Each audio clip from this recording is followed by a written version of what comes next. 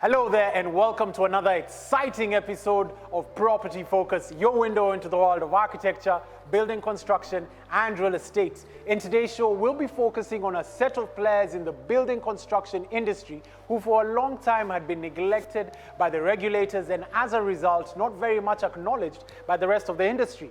I'm talking about Fundis, the KYM skill set workers. Thanks to NCA, the craft has been aligned and many construction workers today are both skilled and accredited. We'll be learning more about this initiative from the National Construction Authority, the main regulatory body for construction work in Kenya. The Executive Director, Engineer Maurice Akech, will be telling us about how the authority is empowering Fundis and what other plans they have in the pipeline for this set of players. Now, in line with that, we'll also be reviewing the Fundis app, a one-stop shop for all your repair works, plumbing, electrical, appliances, carpentry, you name it. Another exciting one for the books. We'll be hearing about that in a few, but first we'll be taking you through this magnificent, resplendent facility, which features both a hotel and residencies. I'm telling you more about this in just a bit. Now, you're watching Property Focus, your window into the world of architecture, building construction, and real estate. I'm your host, Peter Ngigi, and welcome to yet another amazing episode. Come on, let's go.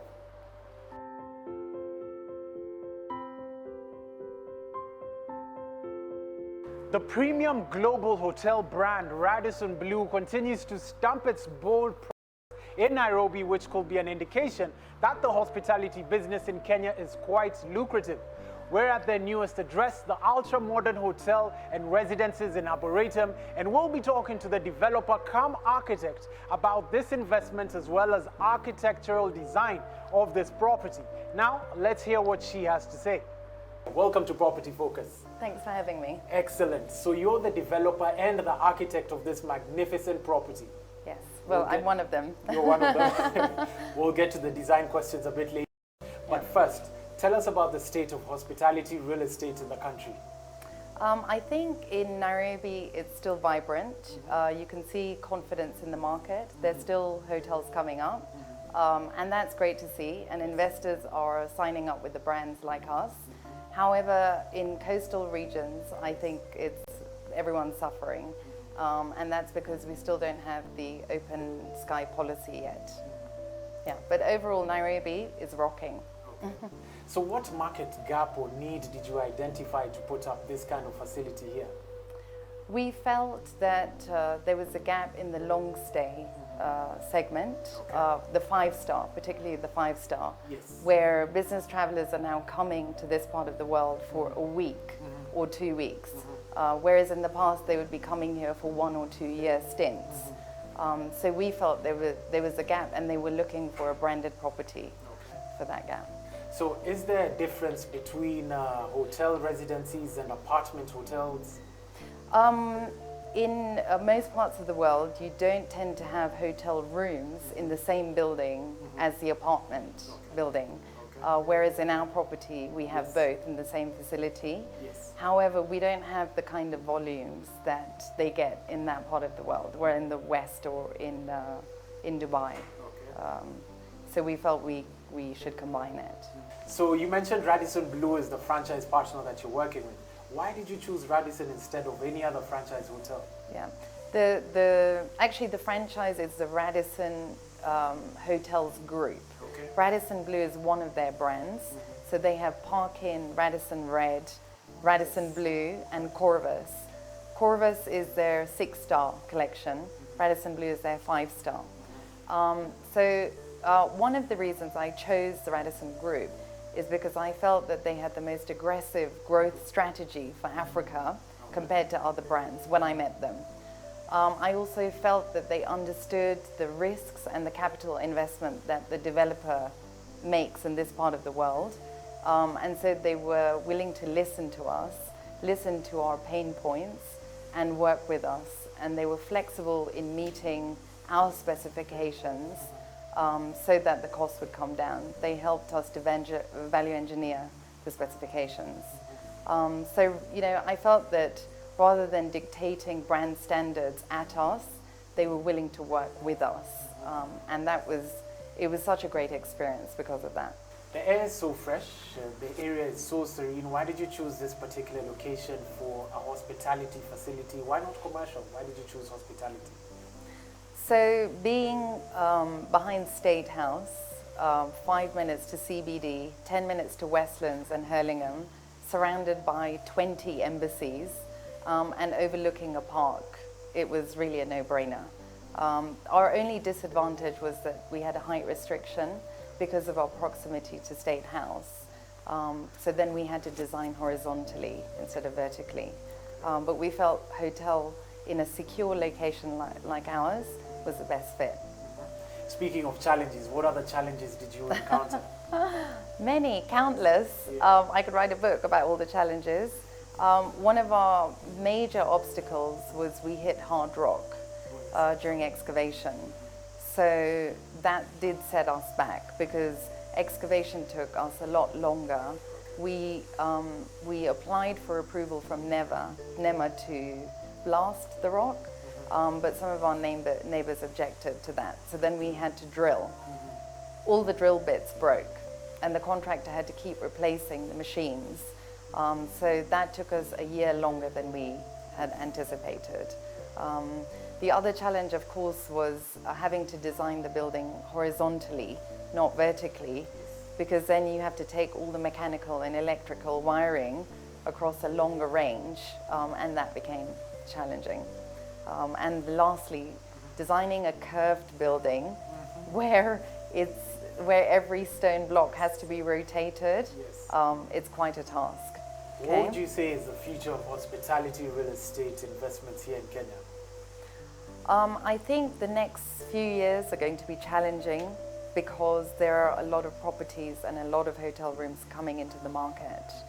I feel that the properties that have not renovated will suffer a bit more than obviously the newer ones.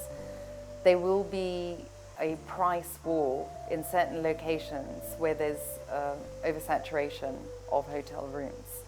And I think the hotels that will survive are the ones that deliver quality.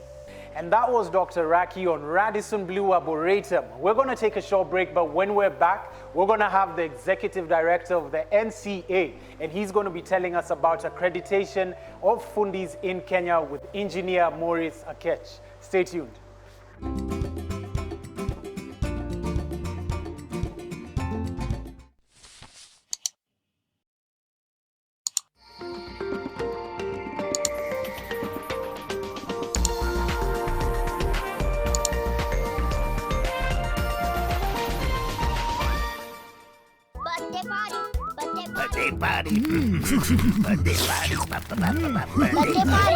Are we not invited? We have gifts. Malaria! Mommy, pests! Rat! Oh, die. Party! Compared to laundry spray, Mortein Doom Power Guard kills disease-causing pests instantly. Mortein Doom Power Guard. Selena! Toto, where's mommy? Today's a toilet day. What? Oh. Selena! Toilet day? Tomorrow we're hosting a party and it's a matter of my reputation. It's a toilet, not a white shirt. Even if you spend your entire day cleaning with bleach and detergent, it still won't be party ready. Impossible. Challenge. Harpic 10X. Even if you use bleach and detergent 10 times, they won't give you the same sparkling clean toilet that Harpic 10X will give you. Wow! Harpic 10X. Harpic, Kenya's #1 toilet cleaner. Nairobi, are you ready for Valentine Jamboree Concert? The King of Love is coming. Kiss Daniel live in concert on Saturday, 15th February. Time 6 p.m. to 5 a.m. Venue Uhuru Gardens, featuring King Kaka, Big Trio, Sailors, Nandi, Slim Case, Nadia Mukami, Ethic Entertainment. Hosted by Vera Sidika. MCs Fred Omon. Tickets regular 2,000, VIP 5,000. Tickets available on www.ticketsasa.com. For sponsorship and table booking, please call 0792-816-253. Event powered by Dove Entertainment. Lying 50 kilometers north of Kisumu is Kakamega County. The county is endowed by scenic views and eye-catching infrastructure. This has been made possible by the Ministry of Lands, Housing, Urban Areas and Physical Planning. The ministry is setting up 4 more municipalities from the current 2. This has been made possible through beautification of urban areas, civil works, tree planting and landscaping.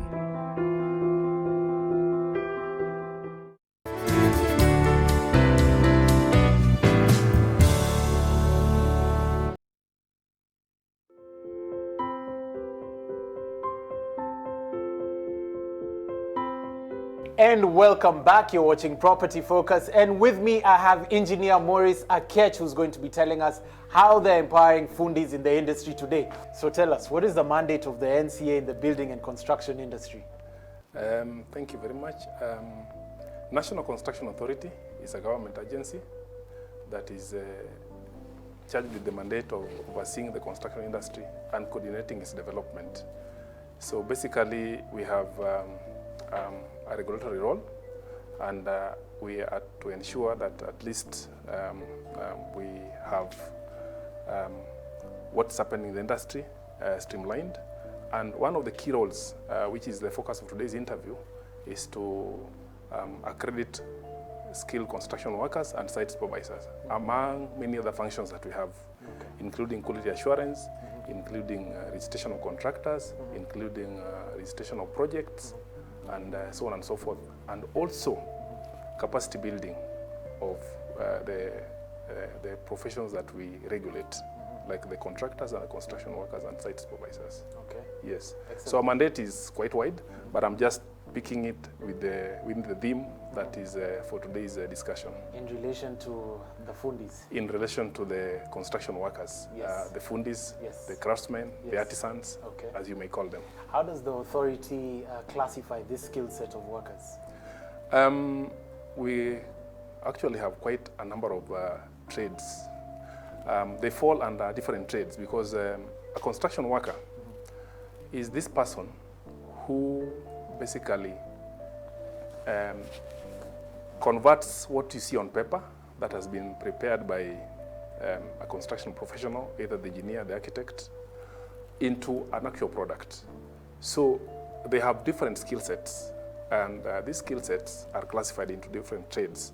So we have quite a number of trades.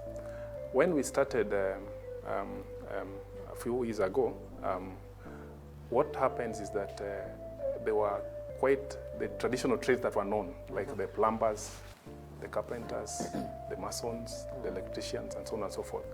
But we went actually out there in the industry, did a skills mapping, and we discovered that there's quite a number of skills trades in the industry. They actually a total of about 59 as we speak. Previously, only about 7 were traditionally known. Yes. And there are different trades in each particular subsector, because we have about 4 sectors. We have the building sector, where we have the construction of houses and commercial developments. Okay. We have the road sector and the water sector, which are classed under civil engineering. Okay. There are also trades, yes, like the chainmen, the people who, are called chainmen, okay, or the plant operators, the people who drive those machines. Okay. We also have in the water sector, yes, other skills, yes, or trades. In the mechanical sector, because when I say mechanical, people may just think about mechanics and vehicles. Exactly. But mechanical sector in construction, mm-hmm, has got also many other trades. Mm-hmm. Like for instance, a plumber, yes, is actually a mechanical tradesman or tradesperson. Okay. This person who works with the pipes. Mm-hmm. That's part of the trades in the mechanical sector. Yes. In the electrical sector, of course, it goes without saying that there's the electrician, yes, and those are the wiremen, yes, and so on and so forth. So this is the class, mm-hmm, of the construction skills, okay, that we actually have in our accreditation framework. Okay. And in addition to that, the people who supervise them, mm-hmm, are actually called construction site supervisors. Mm-hmm. They also have their own unique areas of supervision, mm-hmm, because you will find a construction site supervisor, mm-hmm, in the building sector. Yes. This guy who understands the structure in terms of he can see from a drawing. He knows, he can read and interpret, mm-hmm, and he can tell that here the engineer specified this, okay, or if he's a as supervisor specializing in finishes, he can say that here they need this kind of color, they need this kind of color scheme, and so on and so forth. Yes. Or if it's in the road sector, he can also interpret that these are the levels they need in terms of the formation levels, because from the time they start digging to the time they fill it up to the last layer, or this is the kind of material they need from what has been specified in the construction documents. Okay. So this supervisor is very important to guide the skilled construction worker. But before I forget, remember, those are the people with now the requisite skills, and whom we accredit and we give them accreditation cards, including some of the samples we have here. These are some of the cards we give them when they register. This is for a supervisor. This is for an electrician. Yeah. So that's electrician, and that's his supervisor. Okay. You can see that's electrician, Fundi. Yes. But this is electrical site supervisor. So one of this guy will be supervising many of those guys. Wonderful. As they do their work. Okay. So that's a complete trade, and it's a mix. Then, of course, if we come across you and you have not fully transited into a fully skilled trade, then we give you a provisional accreditation. Okay. And this is a carpenter who is in that trade, but is not fully qualified to get that certification. Excellent. Yes. Excellent. So by way of classifying them, that's how we do it. Thank you very much, Engineer Ketch. That was excellent. Thank you. I really do appreciate. Absolutely. And this is how we need to do it. Yes. For me, this is part of awareness creation. This is part of sensitization. And I believe the public will benefit so much from this interview. And I really appreciate. Thank you very much. Looking forward for another one in future. Absolutely Thank you. amazing. You're welcome. And there you have it. Remember, make sure that your electrician, plumber, or skill set worker has an NCA accredited card. And you can call them at any point in time to find out about this. On to the next segment, we have the billboards and the materials profile thereafter. Stay tuned.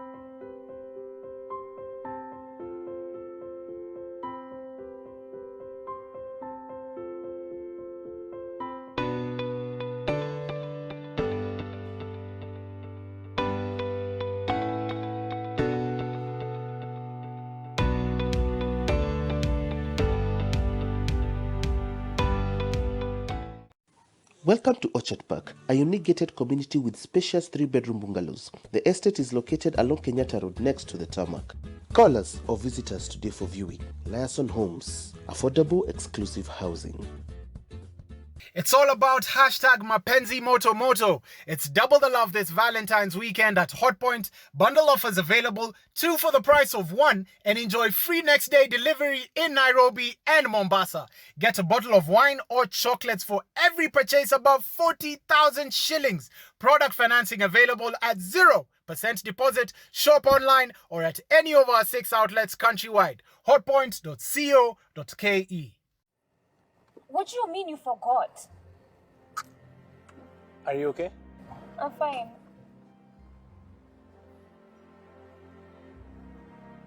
We're here.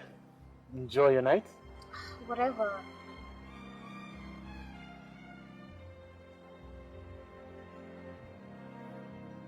This is kinda awkward. You got stood up.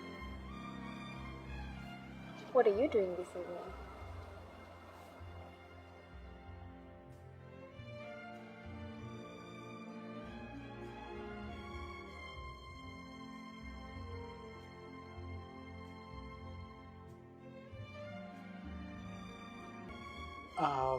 A bottle of white wine. Thanks.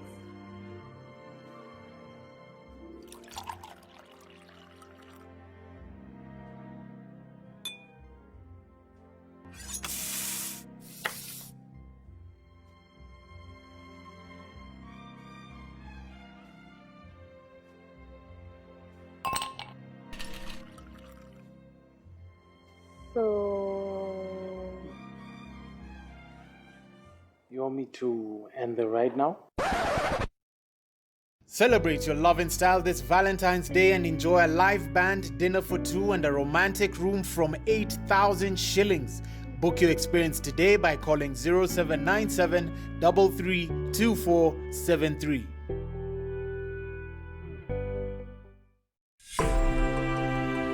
Nebo Gardens is a prime land by Almond Estates, centrally located between Ngong Town. It touches the Ngong Suswa Road and the Greater Southern Bypass.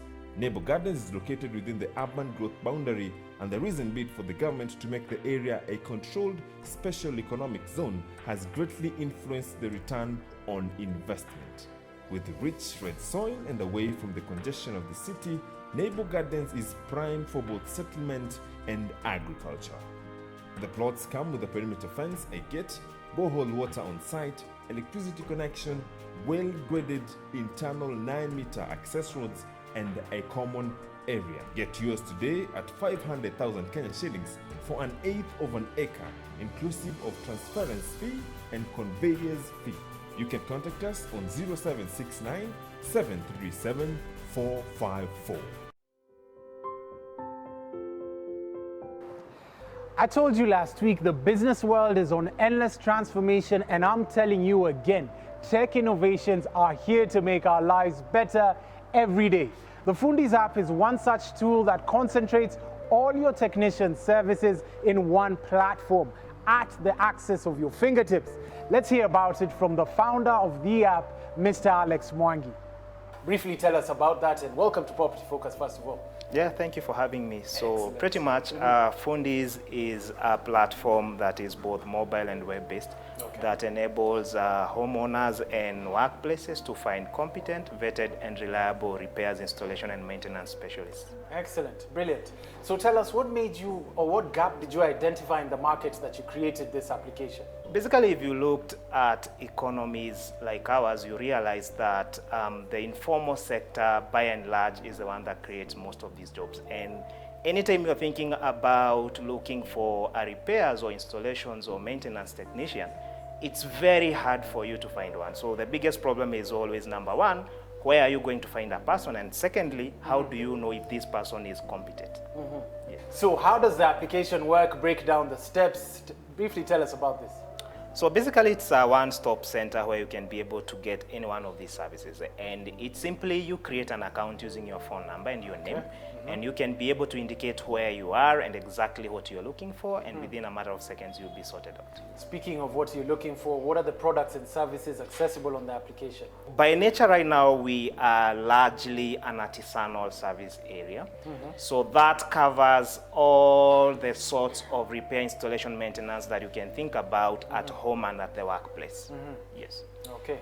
So the technicians that are registered with this application, are they registered with the NCA? It's a mixed bag of options how we go about it. Some could be, some may not be. And this is simply because we have a few other metrics that we consider just to be able to ensure that our users, have the safety and peace of mind that we want to provide to them. Yes. Do you only do repairs, or can one also access construction services with the application? If you think about the construction space, it encompasses all these what we are calling IRM, and IRM is simply installation, repairs, maintenance. If you think about most of these services, they are largely construction based. So you would be thinking about these in all the phases that a construction project would go through, from conception all the way to delivery, and that's what we simply call installation, repairs and maintenance. Is it limited geographically, or anybody at any point or any place in the country can access this service? So the last 2 years we have been largely concentrated in Nairobi for the simple reason the problem we are trying to solve is a little bit more felt in these cities.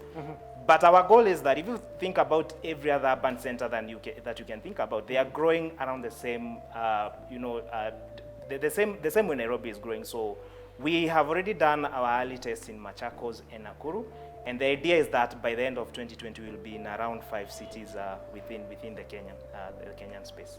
So what's the future for the application?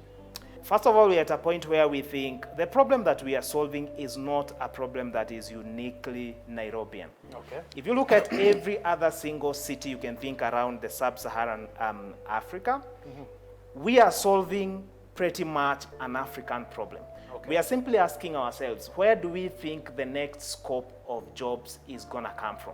And we think, looking at the informal sector and how it has played out in the last decade, We think predominantly, 4 out of every 5 jobs that will be created in the next 10 years, they're going to be coming from this same sector. Absolutely. And the trend is that we are seeing that growing. We are seeing construction projects coming. Even if you think around, things like the affordable housing agenda that we are seeing in a country like ours. So we think in the next 5 or so years, we target to be in at least 5 African cities. And you're already in 3 African countries. We are not really in 3, but we have already done 2 pilot tests in Rwanda and in Tanzania. Okay. But we think by around April later in the year, we should be doing our early tests. In fact, we are just doing our first rollout in Dar es Salaam in the month of February. Yeah, so we think in the next 5 years, we should comfortably be in over 5 African cities. Yeah. Thank you very much, Alex. Appreciate. Glad you came onto the show and just enlightened our viewers on just what they can do with an application. Thank you. Pleasure. And there you have it from Alex Kamanga on the Fundis app. Go get it.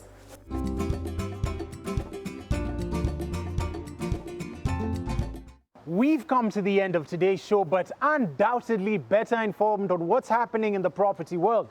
Let's continue with the conversation on social media until our next episode, next week, same time. Property Focus is your window into the world of architecture, building construction, and real estate. I'm your host, Peter Ngigi.